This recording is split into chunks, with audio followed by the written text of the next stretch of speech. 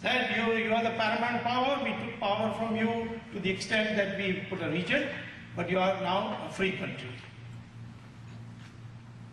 Sardar Patel took the task of integrating them. Out of 600, 150 chose to go with Pakistan. 450 was remaining. Sardar Patel completed 449. At that time, Jawaharlal Nehru said, Kashmir is my hometown, it's my home state, so I will handle it. And we know what a mess he made of the whole thing.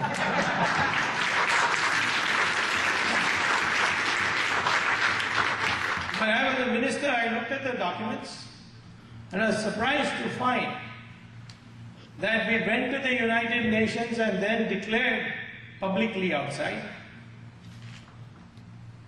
that Kashmir will be finally settled according to the wishes of the people. Because the Indian Independence Act of the British Parliament specifically says that if any king signs an instrument of accession, he does not have to take the opinion of the people of his state. And once he signs it, it is irrevocable. The question cannot be reopened. The king of Kashmir signed the instrument of accession. And therefore it became an irrevocable part of India. And there was no requirement that the wishes of the people should be ascertained. There was no requirement. The 150 kings who merged into Pakistan, they did not ask for the wishes of the people there. There were some where we could respect the instrument accession. The Nizam decided that he will not join Pakistan or India. But no sooner he decided that, he began engaging in butchery of those Razakars which were there. They started engaging in butchery of Hindus. And the people of Andhra, what is now called Andhra, the Hyderabad state, they started running towards the rest of India. And at that time, Sardar Patel sent the army to the border. He didn't enter. But Nizam saw the force and he signed the instrument of accession and became part of India. The same thing happened in Junagadh. The king there decided he will merge with Pakistan. It was a Hindu majority state. He decided he will merge with Pakistan. But then once he decided that, he started invading all the other neighboring states which had merged with India. So they all appealed to Sardar. So Sardar sent the army to protect these. But no sooner the army reached these neighboring states, the Junagadh king with 500 dogs, he left for Pakistan. I don't know what happened to the dogs on the way, but the Junagadh fellow ran away. And there was nobody. So the Indian army took it over. And the Junagadh king never made a representation that he should be allowed to come back. So those are two exceptions. In the case of Kashmir, it was a clear decision that it will be part of India. Signed. At that time, Sheikh Abdullah also accepted it. But Edwina Mountbatten said, no, it's not good, it doesn't make a good impression. So you must take the people's opinion into account. Jawaharlal Nehru, of course, thought that Edwina's opinion was always more important than the Indian opinion. I don't want to go into the reasons for that. But the fact is that it's an inalienable part of India. If you question the instrument of accession, then you are questioning Pakistan also. Because Pakistan is created by the same act. You can't say, I have this selective part, this act, part of the act I will accept, this part of the act I will not accept. Now, after creating Pakistan, if the people, Muslims of what is now called Bangladesh, it used to be part of Pakistan, decide to come into India, that means the Muslims are willing to live with the majority Hindus. So the premise of the Indian Independence Act is been vitiated, which said that because the Muslims do not want to live along with Hindus in a Hindu majority area, therefore we have to carve out an area. So I have proposed that, tell the Bangladeshis, please take your people back. If you can't, then according to the opinion expressed in the British Parliament, we have to get 1/3 of your territory. Because 1/3 of your population has come to our country. And if you don't agree, then I'll have to take it from you.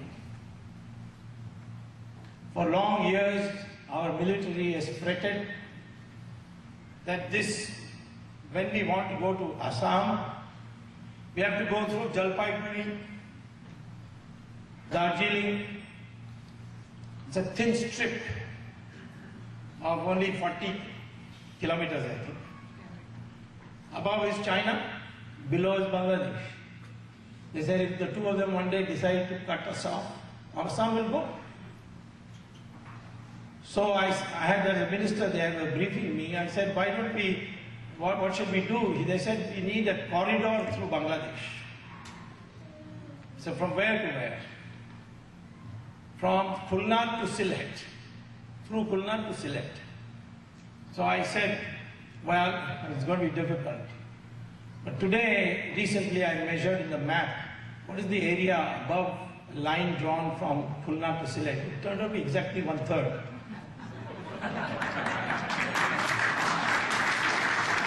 So send your army and take it over if they don't agree. Otherwise, they can take back. They're Bangladeshis. Who those Bangladeshis are, Tapan will identify them.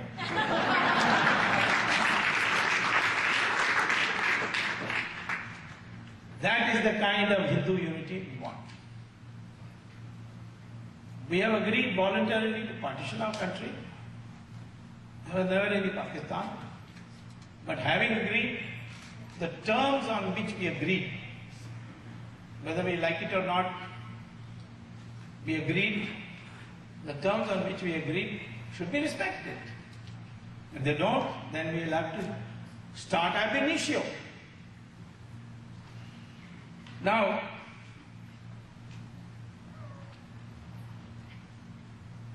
you see, in one other thing which sometimes the Muslim and the secular crowd gets angry, when I mention that there are 3,000 prominent temples on which mosques stand. Many years ago when I was law minister, I was negotiating on this Babri Masjid. It was still not demolished. And the Babri Masjid Action Committee was headed by Saeed Shabuddin, who's a good friend of mine. And he agreed with me that if I can prove that below the masjid there was a temple, he would personally go and demolish that masjid. But unfortunately, our government went out. I could not establish a commission to go and dig below and get it out. Now, of course, it's been established that there was a temple. The archaeological survey conducted, I think, in 2002 or 2003 on the direction of the Allahabad High Court. And they found that there is a temple below what is now the remains of the Babri Masjid. So strictly on that basis, it should be returned. Same thing with Kashi Vishwanath. You can see their masjid standing on top of a temple. You can see Vrindavan. There are many temples. But I think the Hindus would be quite satisfied if the Muslims voluntarily gave up these 3 masjids. And it's very easy for them to give it up. Why? Because a masjid is not a religious place. Who says that? The constitutional bench of the Supreme Court of India, in a judgment 1994, Ismail Farooqi versus the government of India. While discussing the Babri Masjid demolition, they say masjid is a building because it is only for facilitation of reading namaz. Muslims can read namaz anywhere, on the railway platform, while going by an aeroplane, in this room. Namaz can be read anywhere. And therefore it's just a building to facilitate reading namaz. So you put a building a little further away. In the case of Babri Masjid, the position is even more ridiculous. Because the man who demolished the Ram Mandir and built that masjid in the honor of Babur, his name was Mir Baqi. He was a Shia. And the Islamic principle is that masjids are managed by a mutwali, which is a hereditary post. It comes from father to son. So this Mir Baqi appointed a mutwali who was a Shia. And his great-grandson is still alive, living on the other side of Saryu River in Ayodhya. And he has given to Ashok Singhal of BHP an affidavit that I, Mutwali so-and-so of Babri Masjid, hereby declare that we have no interest in keeping this masjid. We want a Ram temple built there. We request the Hindu community to build us a masjid across the Saryu River.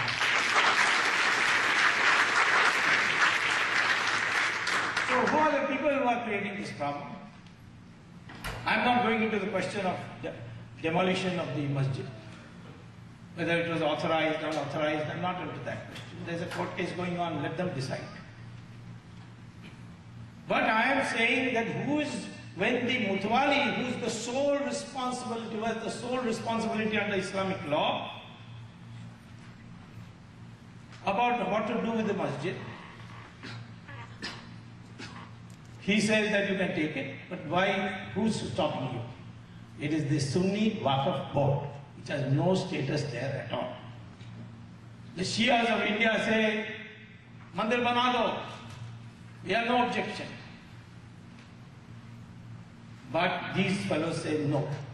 And the Allahabad High Court in the judgment, 3 judges, they wrote separate judgments.